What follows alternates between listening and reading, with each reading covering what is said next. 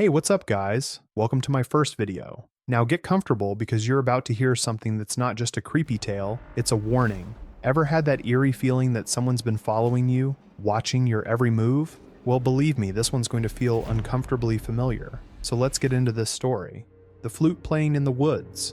I've never told this story online before. Honestly, I've barely told it to anyone. Some experiences stick with you in ways that make them hard to share, not because you can't find the words, but because putting those words out there makes it all feel real again. But after seeing similar stories pop up about Brackenridge Park, I feel like I need to share what happened to me and my best friend Mark that summer night in San Antonio. Mark and I had been friends since high school, the kind of friendship where you can go weeks without talking, but pick up exactly where you left off. We both worked demanding jobs in the city, me at a software company, him at a law firm, and sometimes the pressure of adult life got to be too much. That's why we started our night walks. It became our thing, you know? Once or twice a month, we'd meet up around 10 p.m. at Brackenridge Park. We'd grab coffee from the 24-hour diner nearby, then head into the woods with our flashlights and just walk. Talk about life, work, relationships, whatever was weighing on us. The park was usually empty by then, which made it feel like our own private escape from the world. But that night, July 15th, 2023, everything felt different from the moment we stepped out of our cars. The temperature was the first thing I noticed. San Antonio summers are usually brutal, with heat lingering well into the night, but there was this unusual chill in the air, the kind that makes your skin prickle. The moon was full, but thick clouds kept passing over it, creating these shifting patterns of light and shadow across the parking lot. "Weather's weird tonight," Mark commented, zipping up his light jacket. I remember thinking it was strange he'd even brought a jacket in July. "Yeah," I agreed, taking a sip of my coffee. "Almost feels like fall." We started down our usual trail, the one that winds deeper into the wooded area of the park. The city lights began to fade behind us, replaced by the beam of our flashlights and whatever moonlight managed to filter through the canopy. Usually, this was the part where we'd start talking about our week, but something about the atmosphere made us both quieter than usual. The silence was the next thing that struck me. If you've ever been in woods at night, you know there's never really silence. There's always a background chorus of crickets, the rustle of nocturnal animals, distant traffic, something. But that night, it felt like someone had pressed the mute button on the world. Our footsteps seemed unnaturally loud on the dirt path. Even the sound of our breathing felt intrusive. We'd been walking for maybe 20 minutes when I first heard it. At first, I thought I was imagining things, just my mind trying to fill the uncomfortable silence. But then, I saw Mark's head tilt slightly, and I knew he heard it too. A flute.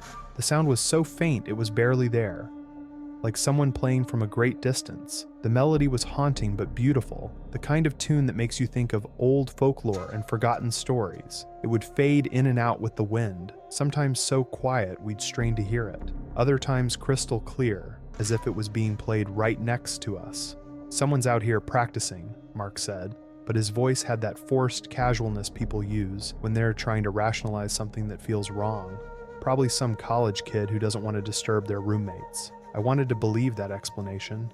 It made sense, right? Except we were at least a mile into the woods. No streetlights, no benches, nothing but trees and darkness. Who would come out here alone at night to practice an instrument?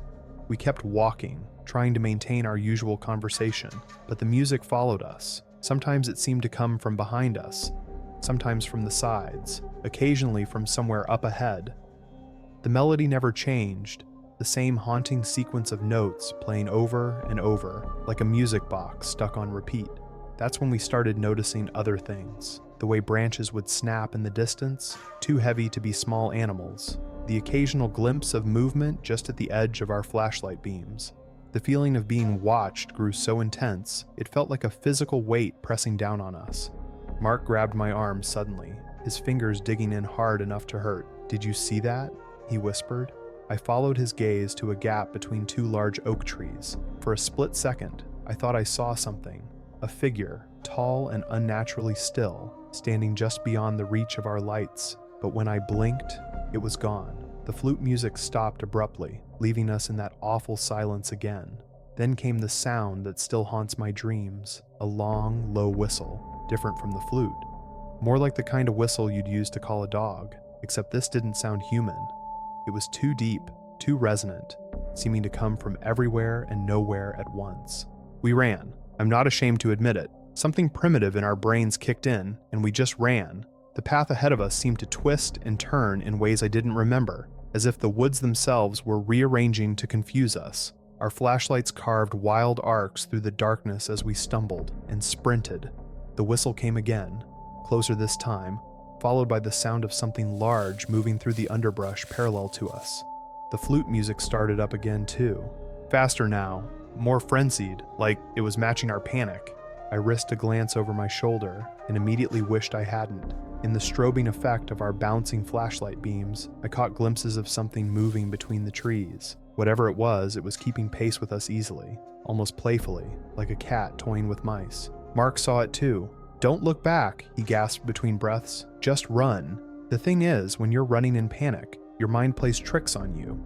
You see things that can't be real, or maybe you see things that are real, but your brain refuses to process them properly. What I saw in those fragments of illumination, it was tall, so tall it seemed to bend among the branches, and while it moved through the dense woods as easily as smoke, there was something wrong about its proportions, about the way its limbs seemed too long, too fluid.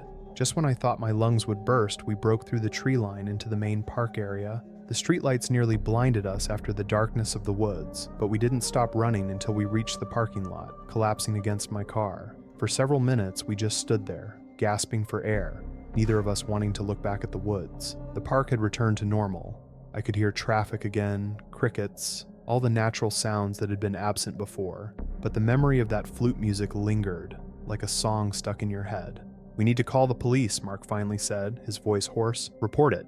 Whatever it was." But we both knew we wouldn't. What would we say? That we heard weird music in the woods? That we maybe saw something following us? That the woods felt wrong? None of it would sound reasonable in the harsh light of day. We drove home separately that night, but we both took the long way, sticking to well-lit main roads. Over the next few weeks, we tried to rationalize what happened. Maybe it was some elaborate prank. Maybe we worked ourselves up over nothing. Maybe. But here's the thing. We never went back to Brackenridge Park after dark. We found other places to take our walks, always staying in well-lit, populated areas. Mark moved to Houston 6 months later for a better job opportunity, but I sometimes wonder if what happened that night influenced his decision to leave San Antonio.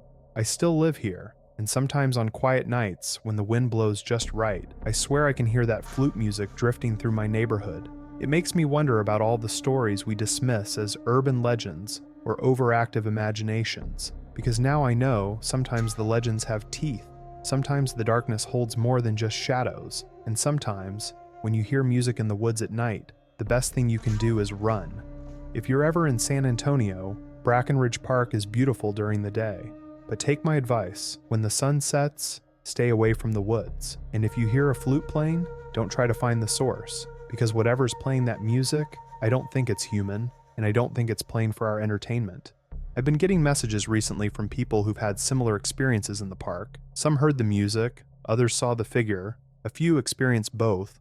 I'm sharing my story now because people need to know there's something in those woods, something that watches and waits and plays its haunting melody. And sometimes, late at night when I can't sleep, I wonder if it's still out there, playing its flute, waiting for its next audience. Thanks for watching. Please like and subscribe if you enjoyed. See you in the next one.